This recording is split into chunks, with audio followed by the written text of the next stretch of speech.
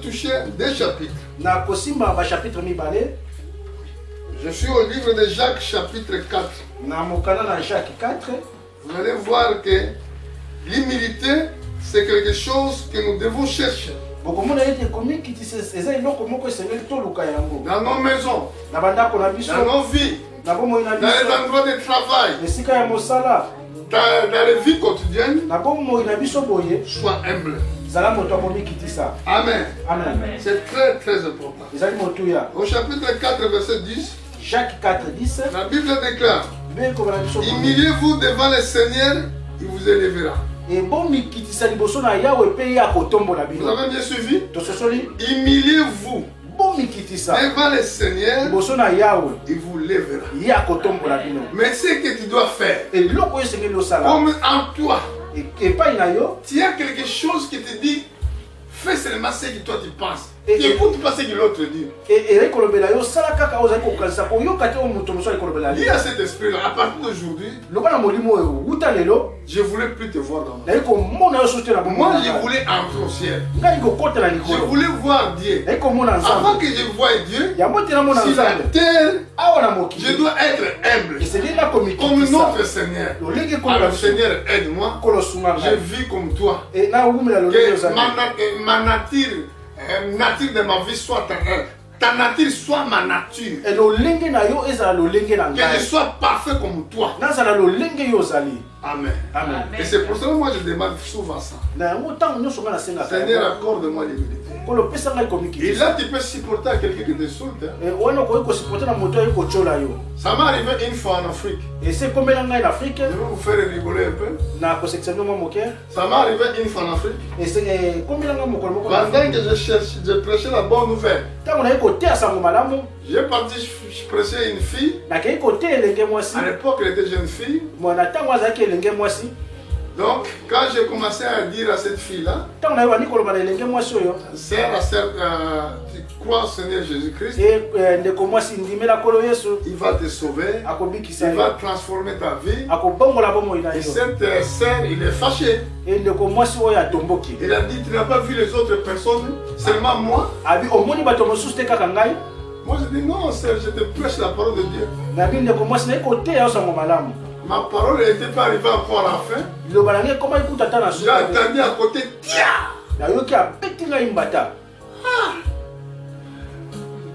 Quand j'ai touché la main comme ça, il a donné encore ici à l'autre côté. Amen. Amen. Ah, c'était dur. Hein? Qu'est-ce que je dois faire? Merci Seigneur qui m'a protégé ce jour. Merci.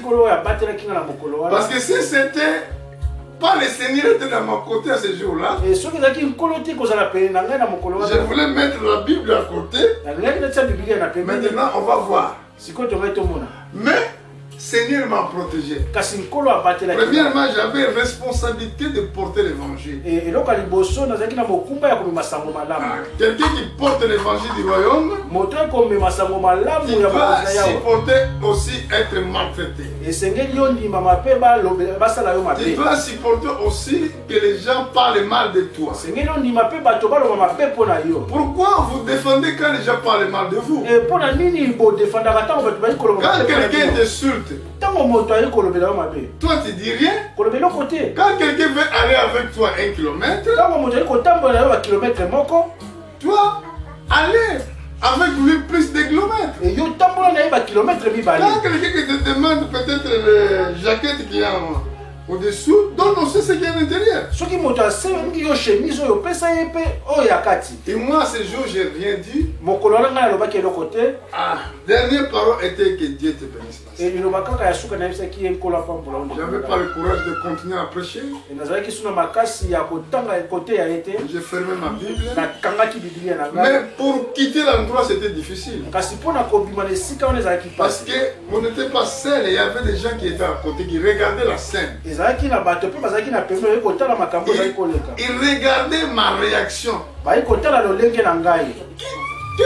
Quelle sera ma réaction? Dieu, en tout cas, il m'avait soutenu à ce jour.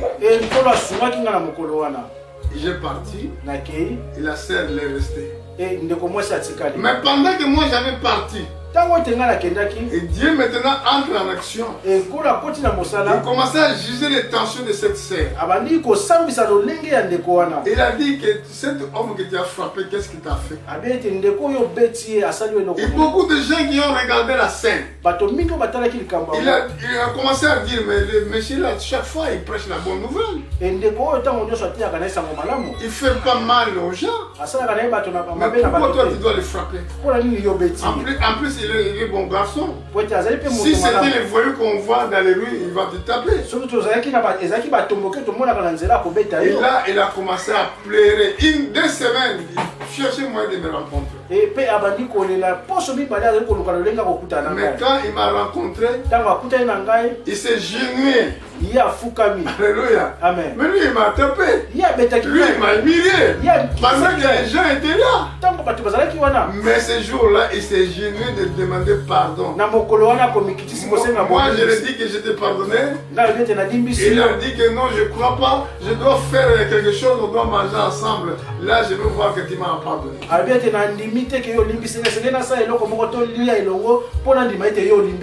Amen. Moi, je lui ai dit que moi, on va faire, on va manger. Il a fait quelque chose. On a mangé.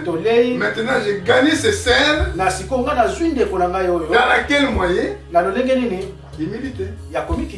Alléluia. Amen. Humilité possède la gloire. Pour finir, je suis dans le livre de Pierre chapitre 3, verset 8. Chapitre 3, verset 8. Qu'est-ce que la Bible nous dit? Enfin, soyez tous animés de mêmes pensées et de mêmes sentiments, pleins d'amour fraternel, compassion, d'humilité. Pona kosukisa bozalaka na motema moko, boyokanaka, pe bolinganaka, lokola bandeko, bozalaka bato ya boboto, pe botikaka lofundu na kati na bino. Ne rendez point mal pour mal. Bosalaka mabe na mabete. Ne jurez pas pour injure. Bochonaka po na basusu te. Bénissons au contraire. Bopambolaka. Car c'est cela que vous avez été appelés afin d'hériter la bénédiction. Vous avez bien compris? Ça, c'est l'apôtre Pierre. Il a dit, enfin, soyez tous animés des mêmes pensées et des mêmes sentiments. Dans l'église, nous devons être animés de mêmes pensées et de mêmes sentiments.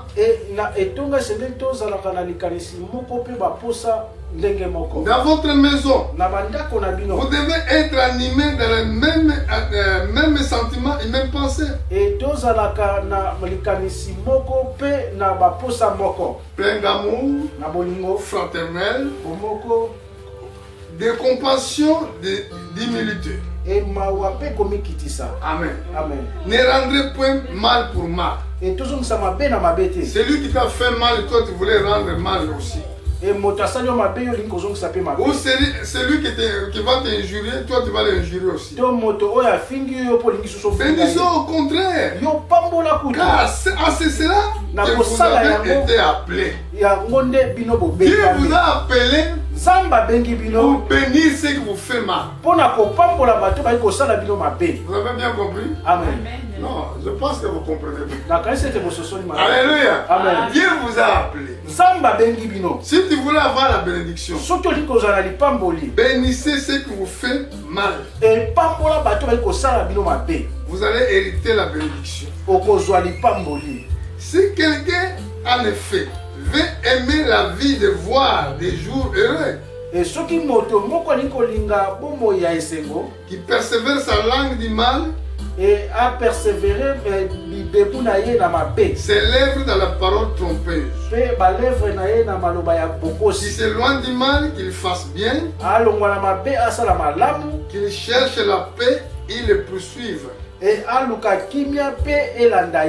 Car les yeux du Seigneur sont sur les justes Et ses oreilles sont attentifs à leurs prières.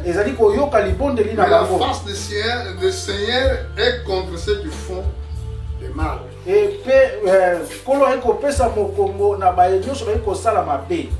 Dieu vous bénisse. Nous allons se mettre debout pour remercier notre Seigneur. Sachez qu'il nous a appelés afin que nous ne soyons pas petits mais que nous soyons grands. Mais pour être grand, premièrement, il doit observer la loi de Dieu et d'obéir.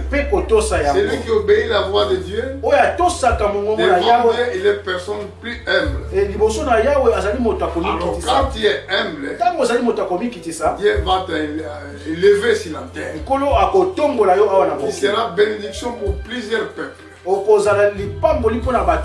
Que Dieu vous bénisse.